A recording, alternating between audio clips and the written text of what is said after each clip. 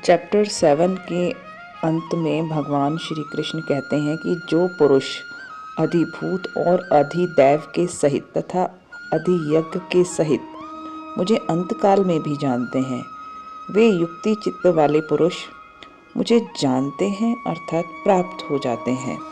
अब यही अर्जुन को संदेह है कि ये आदिदैव, आदिभूत, अधियज्ञ क्या है।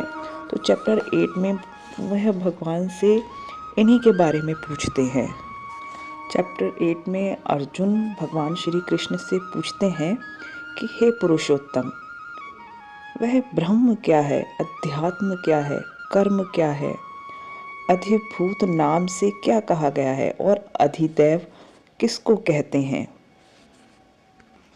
वह पूछते हैं, हे मधुसूदन, यह अधियज्ञ कौन है और वह इस शरीर में कैसे है, तथा युक्ति चित्त वाले पुरुषों द्वारा अंत समय में आप किस प्रकार जानने में आते हैं। यानी अर्जुन जानना चाहते हैं कि अंत समय में आप किस प्रकार जानने में आते हैं, अंत समय में भगवान को किस प्रकार जाना जा सकता है। भगवान श्री कृष्ण कहते हैं कि अविनाशी और दिव्य जीव ब्रह्म कहलाता है और उसको जानना उसका स्वभाव, उसका स्वरूप अध्यात्म कहलाता है।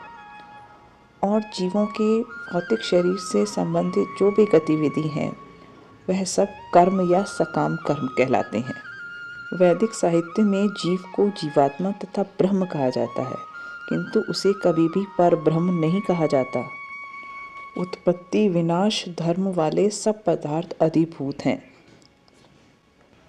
इस विराट रूप में समस्त जीवात्माओं के रूप में मैं आदिदेव हूँ और प्रत्येक देहधारी के हृदय में परमात्मा स्वरूप स्थित मैं परमेश्वर अधियज्ञ कहलाता हूँ।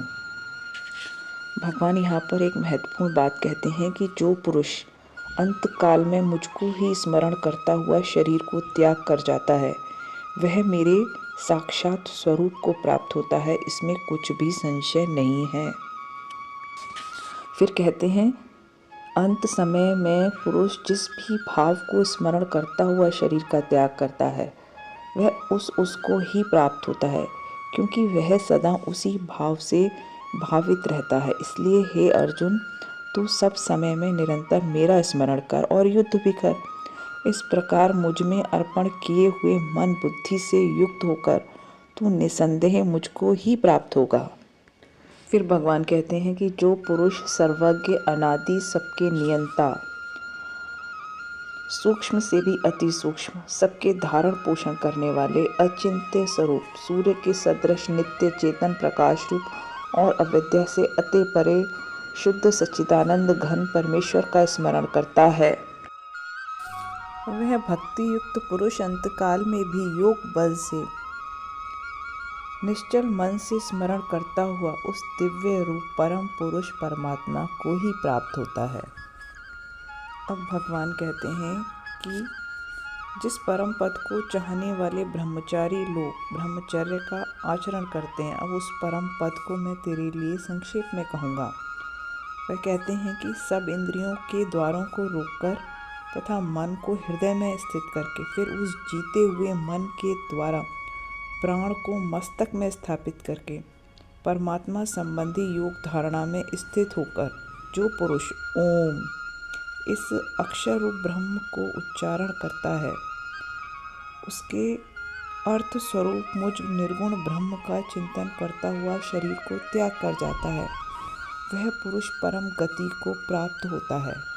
भगवान श्री कृष्ण कहते हैं, हे अर्जुन, जो पुरुष मुझ में अनन्य चित्त होकर सदा ही निरंतर मुझ पुरुषोत्तम को स्मरण करता है, उस नित्य निरंतर मुझ में युक्त हुए योगी के लिए मैं सुलभ हूँ, उसे मैं सहज ही प्राप्त हो जाता हूँ। परम सिद्धि को प्राप्त महात्मा जन मुझको प्राप्त होकर पुनर्जन्म को प्राप्त नहीं होते। भगवान कहते हैं कि 1000 युग मिलकर ब्रह्मा जी का एक दिन बनता है और इतनी ही बड़ी ब्रह्मा जी की एक रात्रि भी होती है। ब्रह्मा के दिन में सारे जीव अव्यक्त अवस्था से व्यक्त होते हैं और फिर जब रात्रि आती है तो वे पुनः अव्यक्त में विलीन हो जाते हैं। यानी कि जब जब ब्रह्मा जी का दिन आता है तो सारे जीव प्रकट होते हैं और रात्रि में वे असहाय विलीन हो जाते हैं।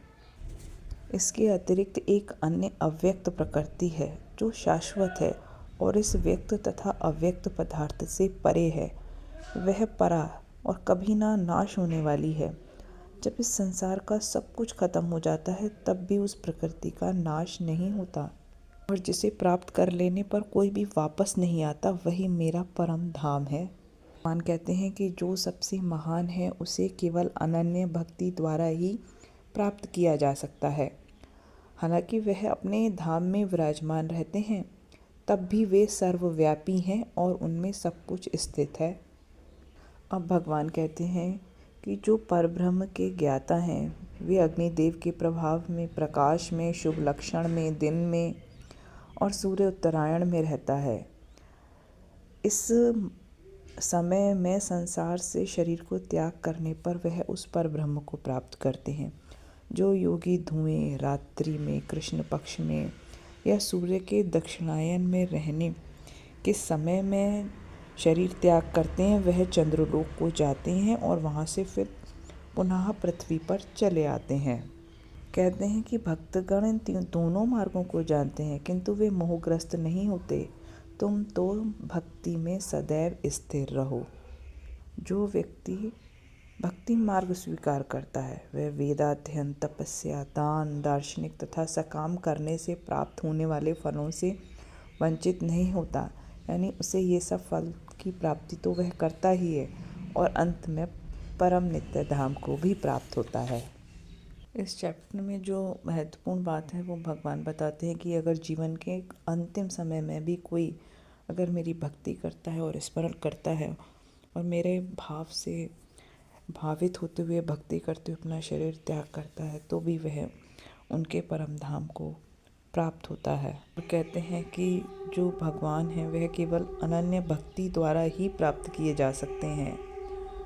वे अपने धाम में विराजमान रहते हैं तो भी वे सर्वव्यापी हैं। भगवान यहाँ पर अपने परम धाम के बारे में भी बताते हैं कि यह जो प्रकृति है वह जो है नाश होने वाली है, लेकिन एक और भी अव्यक्त प्रकृति है जो शाश्वत है। जब इस संसार का सब कुछ खत्म हो जाता है तब भी उसका नाश नहीं होता। वही मेरा परम धाम है। यहाँ पर भगवान अपने परम धाम के बारे में भी बता रहे हैं और भगवान अंत में यही बात कहते हैं कि जो व्यक्ति भक्ति मार्ग स्वीकार करता है उस मार्ग पर चलकर ही भगवान के परम नित्य धाम में प्रवेश किया जा सकता है और कोई मार्ग नहीं है।